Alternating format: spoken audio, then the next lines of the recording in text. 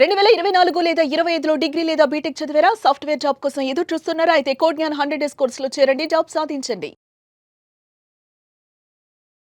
నమస్కారం ఉమా గారు. నమస్తే అమ్మా. ఈ శరన్నవరాత్రుల సందర్భంగా 5వ రోజు అమ్మవారిని ఏ అలంకరణతో పూజించాలి అంటారు? ఆ రోజు అమ్మవారికి ఎలాంటి నైవేద్యం పెట్టాలి? ఆ రోజు మనం ఆచరించాల్సిన నియమాలు ఏంటి? ఎస్పెషల్లీ ఆ రోజు యొక్క విశిష్టత ఏంటి ఉమా గారు? తప్పకుండా అమ్మా. శరన్నవరాత్రి మహోత్సవాల్లో భాగంగా 5వ రోజు కోసం మనం మాట్లాడుకుంటూ ఉన్నాము. చూడండి, ఎవరైనా సరే అమ్మవారిని ఆరాధన చేసేటువంటి వాళ్ళు, ఆలయంలో చేసేవాళ్ళైనా, ఇంట్లో ఆరాధన చేసుకునే మహిళలు, స్త్రీలు ఎవరైనా సరే అమ్మవారిని కలశ స్థాపన ద్వారా ఆరాధన చేయవచ్చు, శ్రీచక్రం ద్వారా ఆరాధన చేయవచ్చు, చిత్రపటము, విగ్రహము అనేక రూపాలుగా అనేక వాటిల్లో మనం అమ్మవారిని చూస్తూ ధ్యానిస్తూ ఆరాధన చేసుకోవచ్చు. అలాంటి అమ్మవారికి అనంత శతకోటి నామాలు, అనంత శతకోటి రూపాలు ఉన్నాయి. అలా అమ్మవారి యొక్క స్వరూపాల్లో పంచమి నాడు అమ్మవారికి ఉన్నటువంటి విశేషమైనటువంటి రూపాల్లో, అవతారాల్లో లలితా పరమేశ్వరిగా ఎప్పటి నుంచో మనకి అమ్మవారి దర్శనం ఇస్తోంది. లలితా పంచమి అని పిలువబడేటువంటి తిథి కూడా ఉందండి.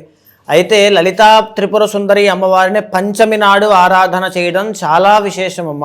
ఎలాంటి రిజల్ట్స్ ఉంటాయి అంటే, అసలు లలితా త్రిపుర సుందరి ఎవరు? త్రిపుర సుందరి దేవి దశమహావిద్యల్లో ఒక విద్యాస్వరూపము. ఆమెనే లలితాదేవి అంటాము, త్రిపుర సుందరి అంటాము, లలితా త్రిపుర సుందరి అంటాము. కొన్ని సందర్భాల్లో రాజరాజేశ్వరిగా కొలుస్తూ ఉంటాం కూడా.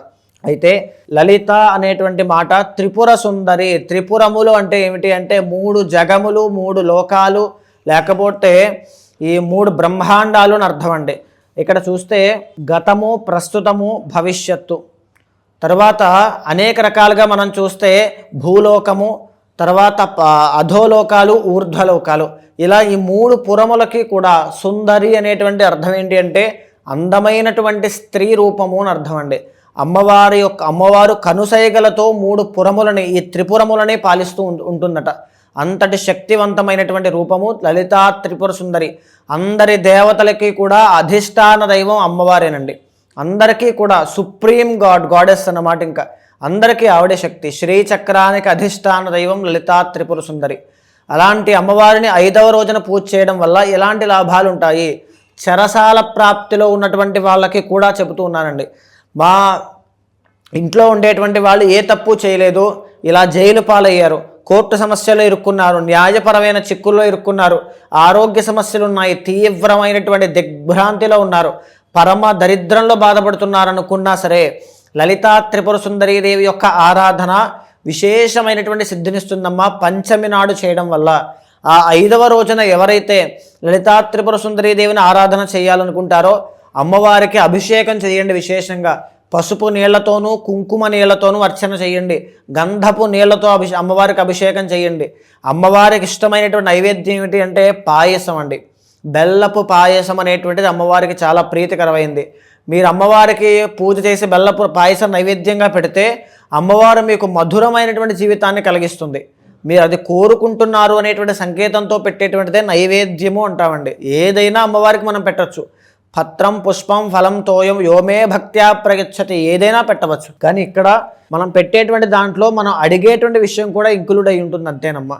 సో ఇక్కడ అమ్మవారికి లలితా త్రిపుర సుందరి అమ్మవారి యొక్క ఆరాధన వల్ల రుణ బాధలతో ఇబ్బంది పడుతూ ఉన్న వాళ్ళు ఎంతోమంది శ్రీ విద్య ఉపాసనలో లలితా త్రిపుర సుందరి అమ్మవారు కేవలం లలితా సహస్రనామ పారాయణ చేస్తూ గొప్పవాళ్ళైన వాళ్ళు చాలామంది ఉన్నారండి.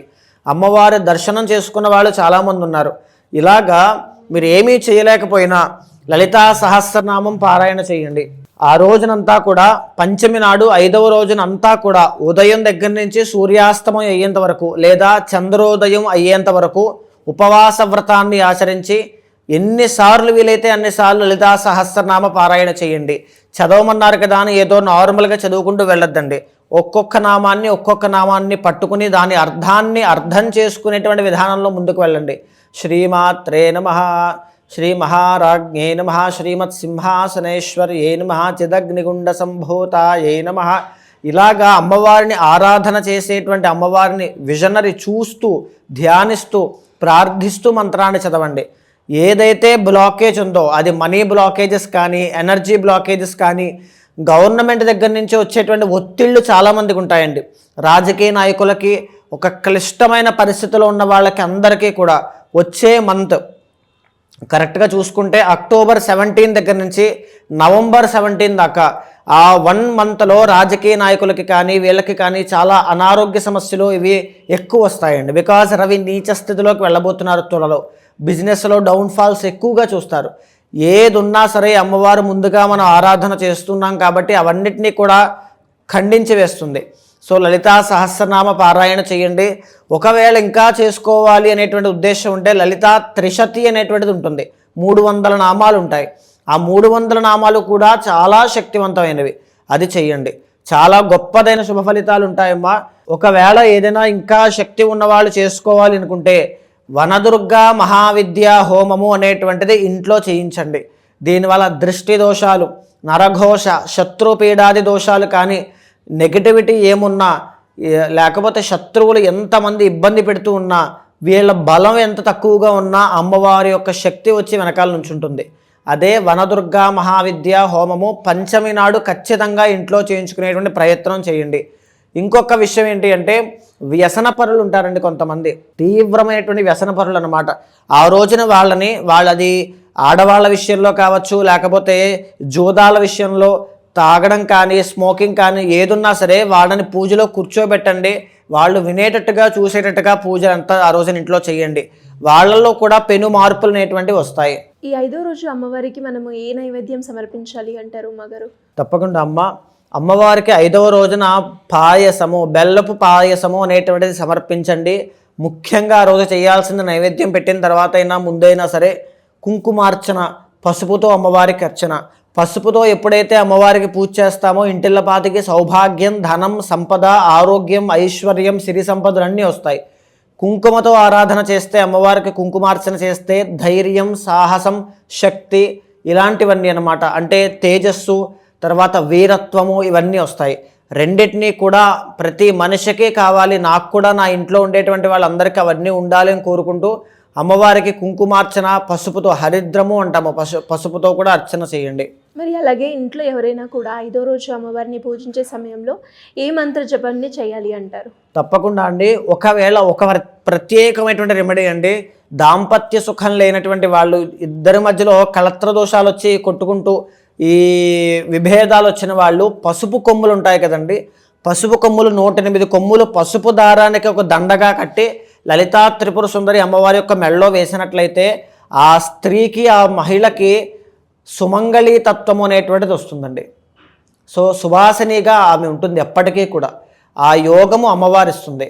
అండ్ ఇంకొకటి ఏంటి అంటే ఆ రోజున ఎవరైనా ఆరాధన చేయాలనుకుంటే లలితా సహస్రనామం చేయొచ్చు, లేదా లలితా త్రిశతి చేయొచ్చు. ముఖ్యమైన ఒకటే మంత్రం చేసుకోవాలి, నాకు చదవడం రాదనుకున్నా ఓం శ్రీమాత్రే నమః అనేటువంటి మంత్రాన్ని కూడా మీరు చేయొచ్చు. థ్యాంక్ యూ ఉమాగారు. Thank you so much. నమస్తే అమ్మ.